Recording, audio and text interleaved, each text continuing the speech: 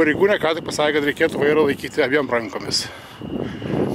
Kai pasiūliau mesti rūkyti, sakė, kad čia jos pasirinkimas.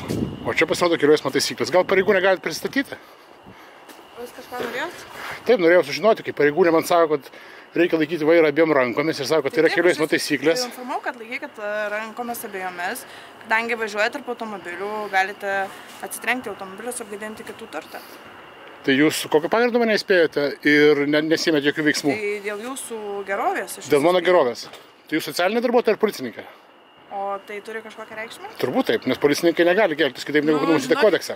Aš jūs įspėjau, čia... Jūs neturite teisės įspėti? Taip, aš turiu teisę įspėti. Ne, jūs turite skirti baudą, jeigu manote, kad tai yra pažeidimas. Tai gerai, tai duokit tada savo dokumentus ir rašysite. Kokį pažeidimą jūs įžvelgėte? Žiūrėkit, aš jūs tik įspėjau.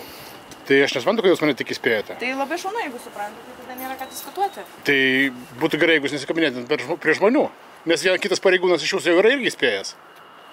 Jis turėjo tarnybinį patikrinimą už tokius įspėjimus. Nes įspėjimas paaiškėjo, kad yra melagingas. Tai yra kabinėjimasis prie žmonių. Pareigūne, koks kodekso straipsnis numato tokio įspėjimo rūšį? Nebėkite. Pasakykit, ponė, kad iš tikrųjų galėjai, pastaba tai vadinasi, bet jin turi būti fiksuota. Pastaba gali būti žodinė, prevencija. Negali būti pastaba žodinė, yra teismų išaiškinimai, nes kitaip ir kitą kartą bus pastaba. Jin turi būti fiksuota. Tai yra prevencija. Gero darbo. Čia nėra prevencija. Čia yra kabinėjimasis.